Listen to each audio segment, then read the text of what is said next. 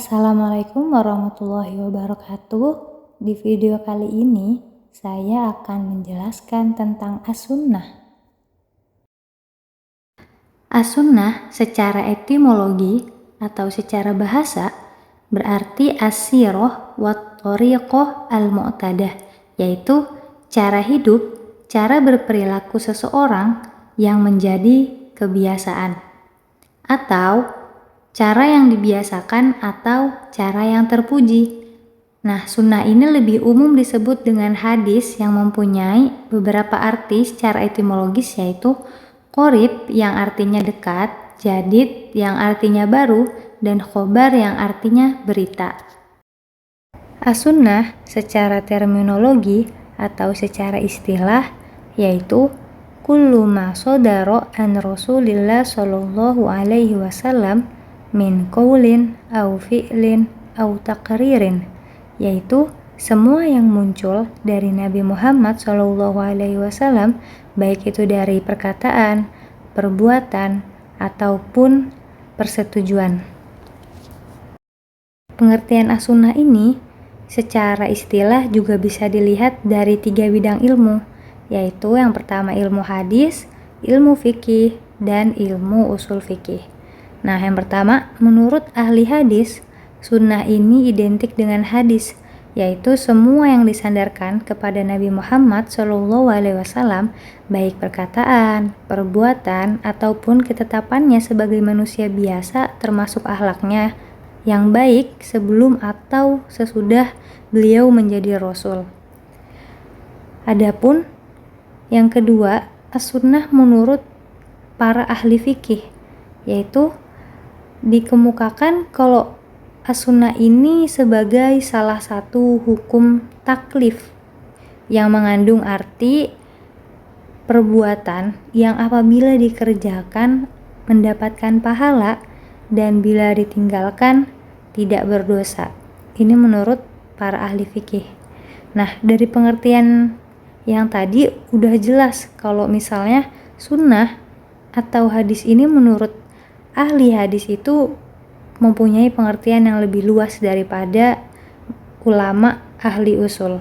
Nah, ulama hadis ini memandang kalau semua yang datang dari Nabi Shallallahu Alaihi Wasallam, baik dari perkataan, perbuatan, dan takrir, baik yang berkaitan dengan hukum ataupun tidak.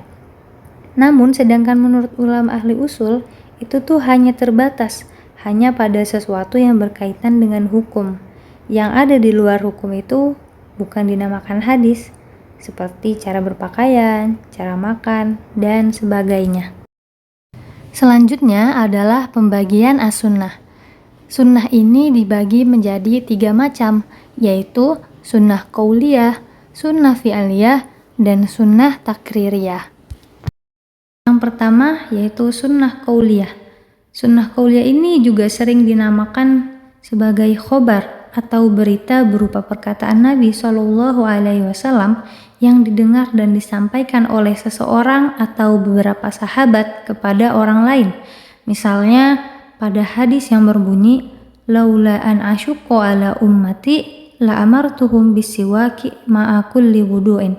Nah, yang artinya seandainya aku tidak khawatir akan memberatkan umatku, niscaya aku akan memerintahkan mereka untuk bersiwak sebelum berwudu. Nah, pada hadis ini sudah jelas bahwa hadis ini menunjukkan yaitu ucapan sunnah ini itu melalui perkataan Nabi Shallallahu Alaihi Wasallam, yang sehingga akhirnya dari kata-kata ini timbullah sunnah kita yang menganjurkan untuk bersiwak sebelum berwudu. Nah, sunnah qauliyah ini dibedakan lagi jadi 3 bagian nih. Yang pertama yaitu diyakini benarnya. Diyakini benarnya yaitu kabar yang datang itu datang dari Allah dan Rasulullah, lalu diriwayatkan oleh orang-orang yang dapat dipercaya dan kabar-kabarnya itu mutawatir. Yang kedua, diyakini dustanya, yaitu 2 kabar yang berlawanan dan kabar yang menyalahi dari ketentuan-ketentuan syara. Contohnya, bid'ah sayyi'ah. Yang ketiga, tidak diyakini benarnya juga tidak diyakini dustanya. Nah, yang ketiga ini terdiri lagi nih dari 3 macam. Yang pertama, tidak kuat benarnya, tidak kuat pula dustanya. Jadi benarnya nggak kuat, dustanya juga nggak kuat. Contohnya itu berita yang disampaikan oleh orang yang bodoh. Kemudian yang kedua, kabar yang kuat, dustanya dari benarnya. Maksudnya itu dustanya itu lebih kuat daripada benarnya. Contohnya gimana? Contohnya itu berita yang disampaikan oleh orang yang fasik. Orang yang fasik itu apa sih? Yaitu orang-orang yang tidak mengakui peraturan-peraturan Islam, juga tidak mengindahkannya. Nah, yang ketiga, kabarnya itu kuat benarnya daripada dustanya. Benarnya lebih kuat daripada dustanya. Contohnya itu kabar yang disampaikan oleh orang yang adil atau orang yang dipercaya. Yang kedua yaitu sunnah fi'liyah. Sunnah fi'liyah ini yaitu perbuatan yang dilakukan oleh Nabi Shallallahu Alaihi Wasallam yang diketahui dan disampaikan oleh para sahabat kepada orang lain. Misalnya kayak cara berwudu, tata cara sholat, haji yang dipraktekkan oleh Nabi Shallallahu Alaihi Wasallam, kemudian diketahui oleh sahabat dan disampaikan oleh sahabat kepada orang lain.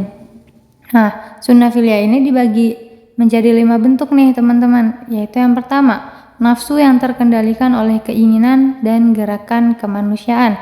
Contoh kayak gerakan anggota badan. Nah, sunnah fi'liyah yang kayak gini ini biasanya menunjukkan kepada mubah. Nah, yang kedua, sesuatu yang tidak berhubungan dengan ibadah. Contohnya kayak berdiri, duduk, dan lain-lain. Yang ketiga, yaitu perangai yang membawa kepada syarak menurut kebiasaan yang baik dan tertentu. Contohnya kayak makan, minum, berpakaian, tidur. Kan ada tuh hadis Nabi yang artinya tuh adalah Nabi memakai bajunya di atas 2 mata kaki. Contohnya itu perangai yang membawa kepada syarak. Terus kayak janganlah makan dan minum sambil berdiri gitu. Kemudian yang keempat, itu sesuatu yang tertentu kepada Nabi saja. Contoh kayak beristri lebih dari 4 orang. Terus yang kelima, untuk menjelaskan hukum-hukum yang mujmal, yaitu yang samar-samar. Contohnya kayak menjelaskan perbuatan haji dan umroh itu bagaimana, perbuatan-perbuatan sholat yang 5 waktu yang fardu itu kayak gimana, sholat gerhana itu kayak gimana. Nah, begitu teman-teman. 3. Sunnah takririyah, yaitu perbuatan atau ucapan sahabat yang dilakukan di depan Rasulullah dan sepengetahuan Rasulullah SAW, tetapi Rasul hanya diam dan tidak menyegahnya. Contohnya, pada waktu itu Rasulullah bersama sahabat Sayyidina Ali sedang pergi ke luar daerah. Nah, di mana di luar daerah itu masyarakatnya itu penduduk di situ memakan dop atau kadal. Nah, di situ Sayyidina Ali ikut memakan kadal tersebut. Nah, di situ Rasulullah tidak menunjukkan atau tidak bilang tidak boleh gitu. Di situ Rasulullah menyaksikan Sayyidina Ali memakan kadal tersebut. Nah, di situ berarti merupakan persetujuan oleh Rasulullah dan Rasulullah tidak mencegahnya. Hujahan sunnah. Nah, ada dalil-dalil yang menetapkan sunnah ini dapat menjadi hujah sebagai sumber hukum. Yang pertama, yaitu di dalil Al-Quran di surat Ali Imran ayat 32. Yang kedua, yaitu dalil as-sunnah, yaitu qala Nabi SAW, ala wa inni utitul Qur'an wa mislahu ma'ahu wahu Abu Daud wa Tirmizi. Kemudian, yang ketiga, yaitu ijma' para sahabat.